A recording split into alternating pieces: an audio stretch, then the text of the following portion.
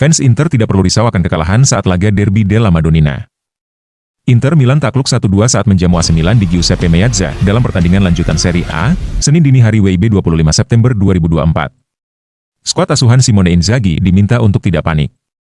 Mantan bek Inter Milan, Daniel Adani menilai La Beniamata masih tetap menjadi favorit peraih gelar juara Serie A musim ini. Kekalahan dari AC Milan bukanlah akhir dari segalanya.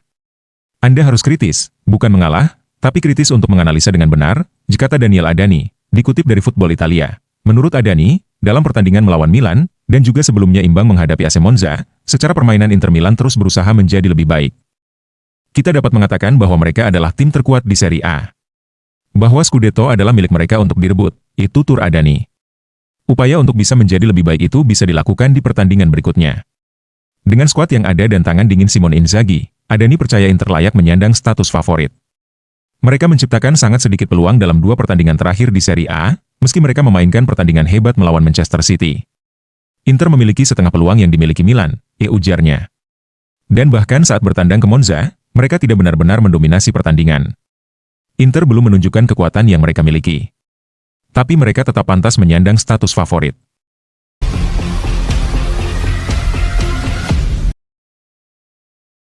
Vlahovic mandul, Juventus pertimbangkan rekrut 2 striker baru.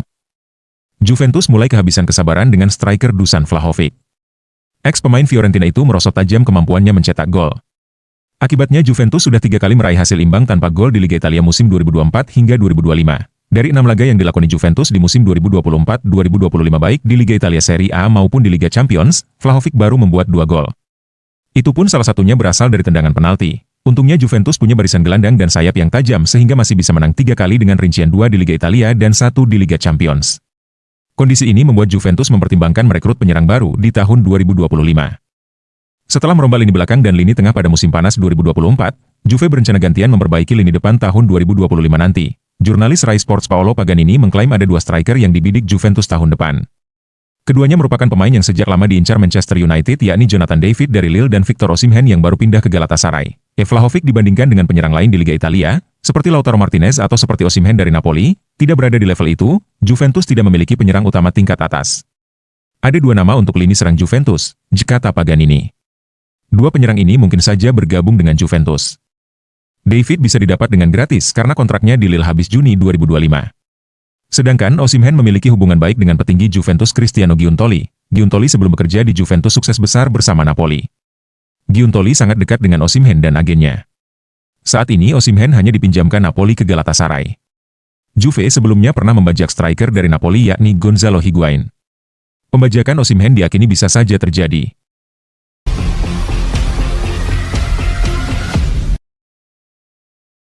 Klub-klub ancam mundur dari Piala Dunia antar klub jika total hadiah 800 juta euro yang dijanjikan tak ditepati. Klub-klub mengancam mundur dari Piala Dunia antar klub jika FIFA tidak memenuhi janji terkait hadiah uang total 800 juta euro. Hal ini menurut edisi cetak surat kabar yang berbasis di Roma, Tuttosport, seperti dilansir Internews. Musim ini, FIFA akan memulai debut format baru untuk kompetisi Piala Dunia antar klub. Format baru ini mengalami perluasan yang signifikan, dengan menambah jumlah pertandingan.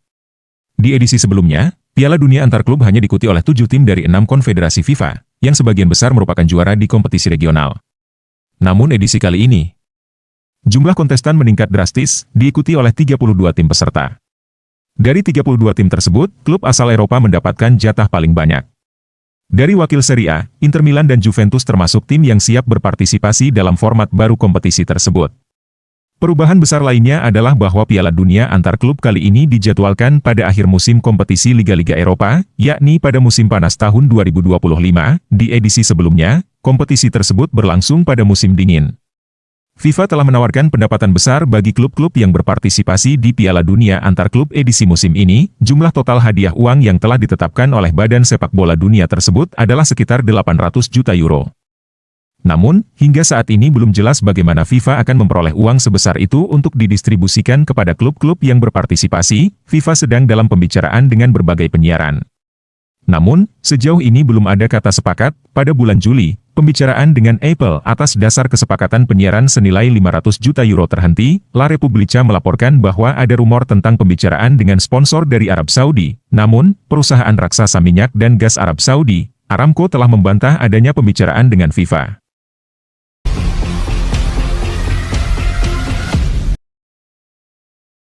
AC Milan semakin dekat perbarui kontrak Mike Maignan hingga 2028.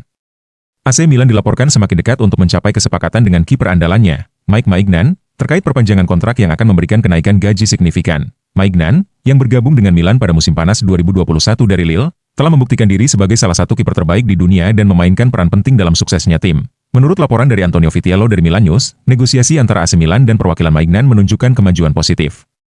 Perpanjangan kontrak ini diperkirakan akan mencakup kenaikan gaji yang signifikan, dari 2,8 juta euro per tahun saat ini menjadi lebih dari 5 juta euro per musim. Selain itu, kontrak Maignan akan diperpanjang hingga Juni 2028, menegaskan komitmen Milan terhadap pemain nomor satunya. Dengan kontrak Maignan yang saat ini berakhir pada akhir musim depan, pembaruan kontrak ini dianggap penting untuk mempertahankan salah satu aset berharga Milan. Selama beberapa musim terakhir, ada kekhawatiran bahwa Maignan bisa dijual karena performanya yang luar biasa dan minat dari klub-klub besar Eropa. Namun, keputusan untuk memperpanjang kontrak ini menegaskan keinginan Milan untuk mempertahankan sang kiper di San Siro. Pembaruan ini diharapkan memberikan stabilitas jangka panjang bagi lini belakang AC Milan, yang selama ini mengandalkan refleks, kepemimpinan, dan pengalaman Maignan di bawah Mister Gawang.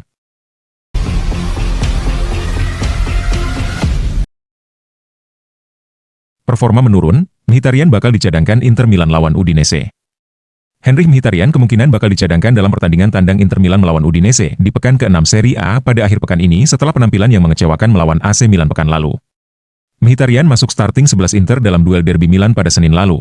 Gelandang berusia 35 tahun itu telah memantapkan dirinya sebagai bagian dari starting 11 reguler Nerazzurri sejauh ini. Ia biasanya mengisi sisi kiri trio lini tengah bersama Hakan Calhanoglu dan Nicolo Barella. Namun, ada perasaan bahwa posisi Mkhitaryan sebagai pemain inti di musim 2024 hingga 2025 ini mulai terancam. Pemain Armenia itu belum benar-benar menunjukkan performa terbaiknya.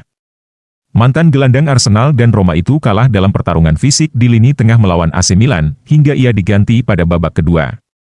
Penampilan buruk Mkhitaryan membuat pelatih Inter, Simone Inzaghi mulai berpikir untuk mencari opsi lain. Pelatih Nerazzurri memiliki alternatif yang nyata untuk pemain berusia 35 tahun itu. Gelandang internasional Polandia, Piotr Zielinski tiba di Inter dengan status bebas transfer dari Napoli selama musim panas tahun ini. Zielinski belum pernah menjadi starter untuk Nerazzurri di Serie A. Namun, ia telah menjadi starter di Liga Champions melawan Manchester City, dan berhasil menunjukkan penampilan gemilang. Oleh karena itu, menurut Corriere, pelatih Inter, Inzaghi siap memberi Zielinski kesempatan melakukan debut sebagai starter di Serie A melawan Udinese. Pemain berusia 30 tahun itu akan bermitra dengan Hakan Calhanoglu dan Davide Fratesi di lini tengah Inter. Fratesi akan menggantikan Nicolo Barella yang absen akibat cedera.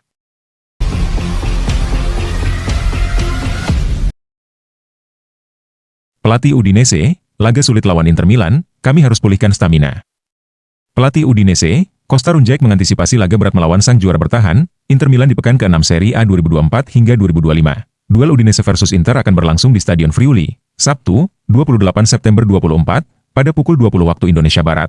Saat berbicara di konferensi pers usai kemenangan Udinese atas Salernitana di babak 32 besar Coppa Italia, Costa Runjaic mengatakan bahwa timnya sedang memulihkan kekuatan karena mereka akan menghadapi laga sulit melawan Nerazzurri. Costa Runjaic pertama-tama mengaku sangat senang atas kesuksesan Udinese melaju ke babak 16 besar Coppa Italia setelah berhasil mengalahkan Salernitana dengan skor 3-1 di putaran kedua kemarin, 25-9. Target kami adalah menang, para pemain termotivasi untuk meraih kemenangan dan lolos ke fase berikutnya, itulah sebabnya saya sangat senang, ujar Runjaic, seperti dilansir Internews. Kami kecewa dengan cedera yang dialami Pairo, sepertinya cederanya serius, dia tampak sangat kesakitan hingga menangis, saya harap dia bisa segera pulih. Saya mendoakan yang terbaik untuknya, terkait kekalahan 0-3 Udinese dari Roma pada pekan lalu dalam laga Giornata 5 Serie A, Runjaic mengatakan. Kami menghadapi tim yang kuat dan berkualitas, mereka menang berkat prestasi. Ini adalah pertandingan yang menjadi pelajaran bagi kami untuk proses perkembangan, kami masih agak jauh dari level yang ingin kami capai. Kami masih butuh waktu. Terakhir, Runjaic berkomentar terkait laga berikutnya melawan Inter di Serie A. Kami sedang bekerja, dan pada hari Sabtu kami akan menjalani pertandingan penting lainnya. Saya tahu bahwa pertandingan melawan Inter sangat sulit. Namun sekarang kami harus memulihkan kekuatan kami dan kemudian pada hari Sabtu kami berharap dapat bermain lebih baik daripada saat melawan Roma.